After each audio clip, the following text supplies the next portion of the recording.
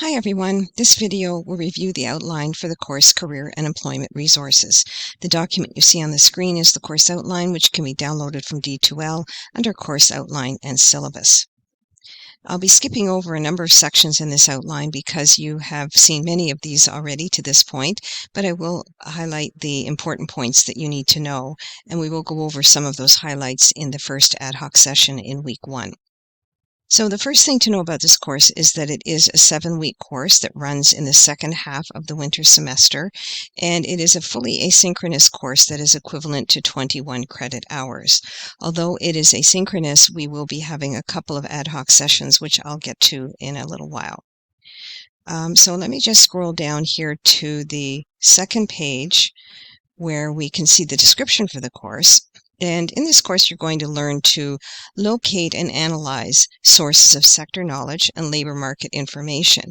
It is very important working in the field that you be as up to date as you can on labor market information, and in particular sectors that you might be working with. Sometimes students end up working with, let's say, newcomers who have an engineering background or people with an IT background, so they sometimes have to know specifics about those particular sectors.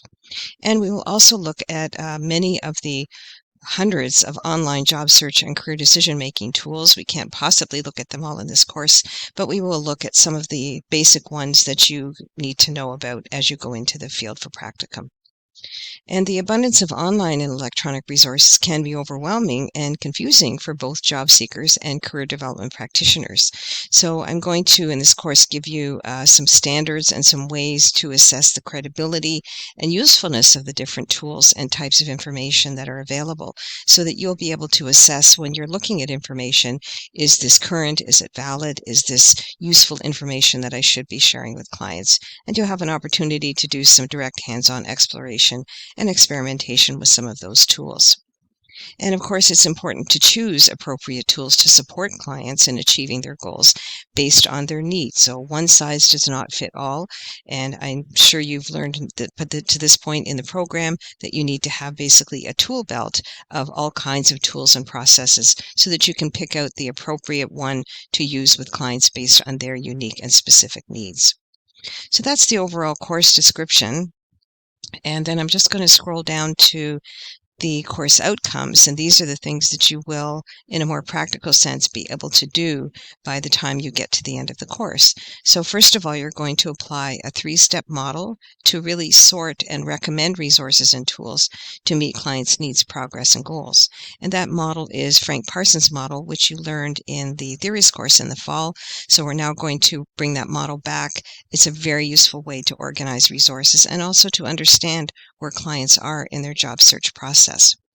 You will also have a chance to expand your repertoire of resources and tools to apply in your practice. And again, you need to have a full tool belt, and knowing that you can't know every single tool and resource that's out there, you will come out of this course with enough of the basics. And some of them will be things that you have already seen in previous courses, but this will give you an opportunity to really bring those all together and create a clear list that you can take with you out into the field.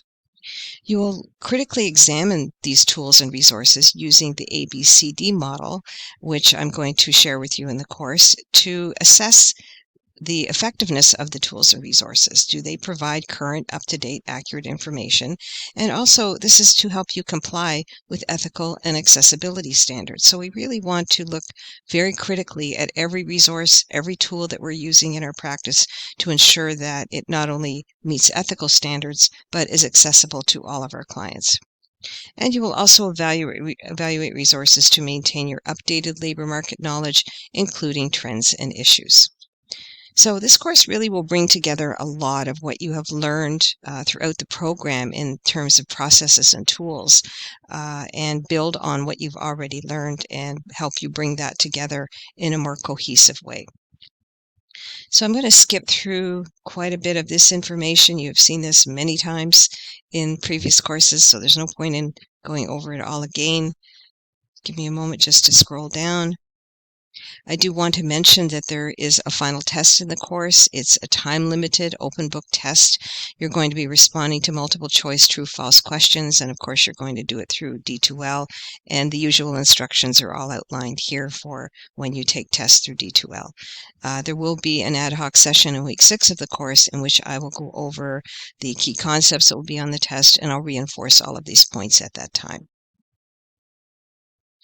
I will be doing a weekly message, and it's particularly important in these asynchronous courses that you do view the weekly message for the latest updates, as well as the weekly syllabus that is posted each week.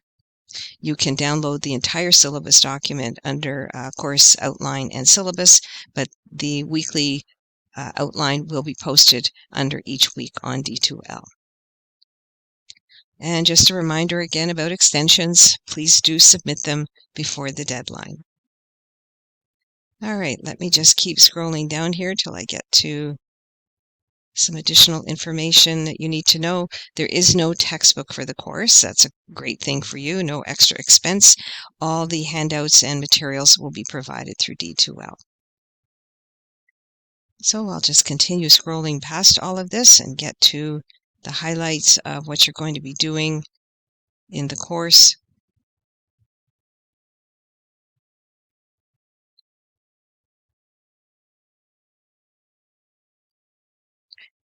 And here is the evaluation system. Here are the assignments that you're going to be doing in the course. So week 1, you will be doing a discussion board posting by the end of the week. There are some questions there asking you about how you go about getting labor market information, what you think it is, and so on. So just a couple of very basic questions you're going to respond to on the week 1 discussion board, and that's worth 5% of your grade in the course. That's at the end of week 1. At the end of week 3, you'll be submitting an assignment called Evaluate a Resource.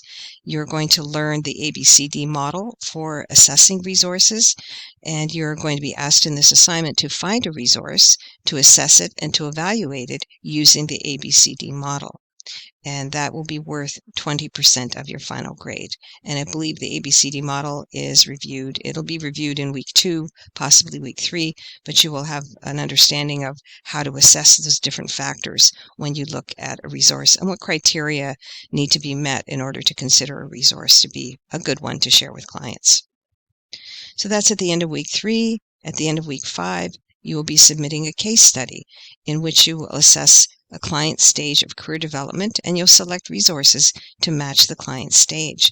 And this will mimic exactly what you're going to be doing out in the field when you're working with clients. Each client that comes in is going to tell you their story, in other words, their case, their situation, all of the factors that are important to them. And in listening to that story, you need to identify where is the client in the 3-step model and what resources or processes do I need to apply to support this client based on their stage. So that's due at the end of week 5 and is worth 30% of your final grade.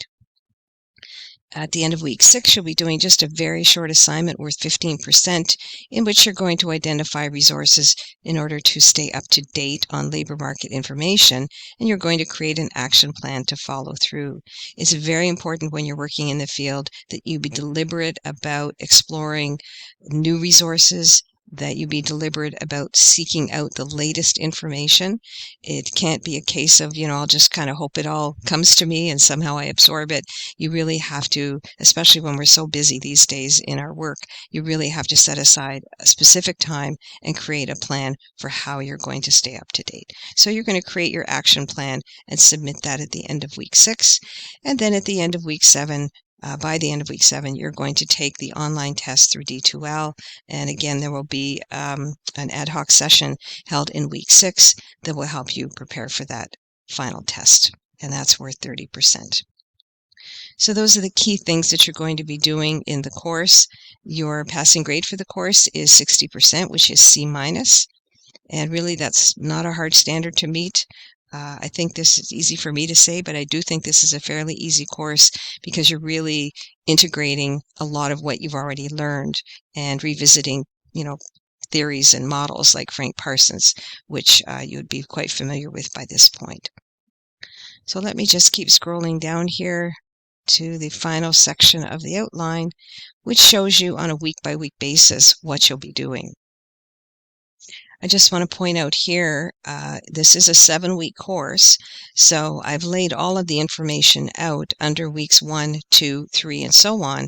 However, because it's coming in the second half of the semester, the college would consider week 1 in the course to generally be week 9 in the semester, week 2 would be week 10, and so on. So if you happen to see 9 or 10 or 11 weeks in other spots, just to avoid the confusion, just be aware that I'm using weeks 1, 2, and 3 because that's the order that we're following for this particular 7-week course. So I'm not going to go through all the details here, but you can see what you'll be doing each week. And I just want to point out again that under this column, this is where you will see if there is something due that week and what it's worth.